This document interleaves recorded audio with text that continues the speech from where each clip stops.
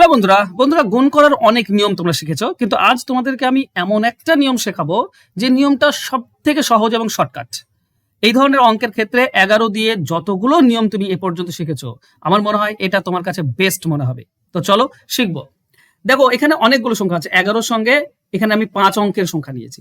2 অঙ্কের সংখ্যা তো সহজ, আমরা সকলেই জানি যে 11 সঙ্গে যে কোনো 2 অঙ্কের যদি সংখ্যা হয় তাহলে কি করতে হয়, এই যে 34 আছে না, তো একদিকে 3 আর একদিকে 4 লিখতে হয়, আর 3 আর 4 যোগ করলে 7, সেটা মাঝে বসিয়ে দিলেই আমরা পেয়ে যাই।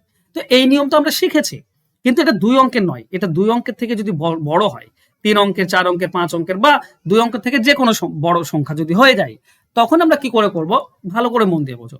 এই ধরনের অঙ্কে 11 দিয়ে বিভাজ্যতা বললেই লাস্ট একক ঘরের অঙ্কটা আমরা লিখে দেব, দিয়ে এবার হবে যোগ ক্রম অনুসারে। ঠিক আছে, কি করবে, 1 আর এই 5 যোগ করলে কত হবে, 1 আর 5 যোগ করলে 6, তো বসাও 6। 5 আর 3 যোগ করলে কত হয় 8, তো বসাও 8। 3 সঙ্গে 2 যোগ করলে কত হয় 5, 5। 5 আর 4 যোগ করলে কত হয় 2 আর 4 যোগ করলে হয় 6। কিন্তু এখানে থেমে যাবে না, লাস্ট যেটা সংখ্যা আছে 4, সেই 4টা এখানে বসিয়ে দাও, তোমার উত্তর হয়ে যাবে। আশা করছি বুঝতে পেরেছো, খুব সহজ। প্রথমে একক ঘরের অঙ্কটা বসাও, তারপর জোড়ায় জোড়ায় যোগ করতে করতে বসাতে চলে যাও, সব জোড়ায় জোড়ায় হয়ে গেল, বাস লাস্টেরটা বসিয়ে দাও, দেখবে তোমার অ্যান্সার কমপ্লিট। দেখো তোমাদেরকে যদি একটা উদাহরণ দিই, ধরো এই একটা উদাহরণ দেওয়া আছে, এটা তোমাদের জন্য হোমওয়ার্ক, তোমরা এটা করো। হ্যাঁ, আর একটা ব্যাপার থাকে, সেটা হচ্ছে ক্যারি ফরওয়ার্ডের ব্যাপার।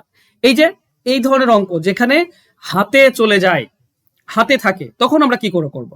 ঠিক আছে, এটা করবো, শিখবো, তার আগে এটার কমন আমাকে দাও, এটা ভালো করে কমেন্ট বক্সে আমাকে কমেন্ট করে বলো এটার উত্তর কত হবে। এবার দেখো, এই ধরনের অঙ্কে তুমি যদি ক্যারি ফরওয়ার্ড থাকে এখানে, তখন কি করবে, 6 তো 6 লিখবে। এবার হচ্ছে কি, 8 আর 6 যোগ করলে 14, তো তুমি 14 বসাতে পাবে না, তুমি 14 বসাবে না, 14 4 বসাবে, হাতে থাকবে 1। এবার 8 আর 7 কত, 15, আর ওই হাতের 1 কত হবে 16, 16 6 হাতে চলে গেল 1। এবার হয়ে গেল তো জোড়ায় জোড়ায়, এবার এই 7টা বসানোর কথা, কিন্তু 7 বসাতে পারছি না, হাতের 1 আছে, তো এই হাতের 1 যোগ করে 8, এইটা হবে আমাদের উত্তর। বোঝা গেল? আমি আরেকটা উদাহরণ নিয়েছি, ভালো করে বোঝো।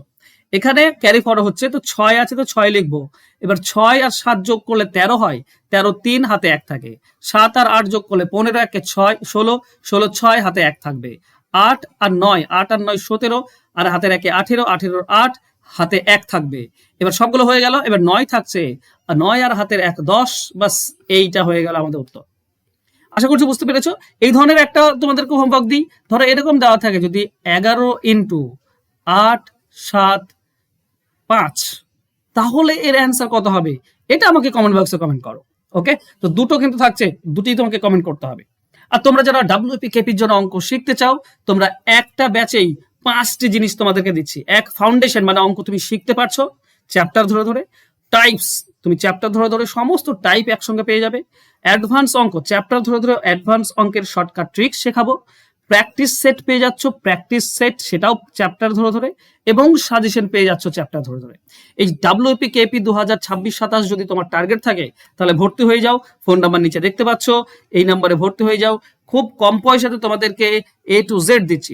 তুমি এটুকু মনে রেখো, 25-এ 25টি যদি কমন পেতে চাও, 25টিতে 25টি অঙ্ক টাইপ যদি কমন পেতে চাও, তাহলে এই ভর্তি হয়ে যাও। আমি গ্যারান্টি দিচ্ছি তুমি সমস্ত অঙ্কের টাইপস কমন পেয়ে যাবে। ঠিক আছে, তো শুরু হয়ে গিয়েছে 10 তারিখ থেকে, এই মাসের 10 তারিখ থেকে শুরু হয়ে গিয়েছে। ভর্তি হতে চাইলে তাড়াতাড়ি যোগাযোগ করে ভর্তি হয়ে যাও।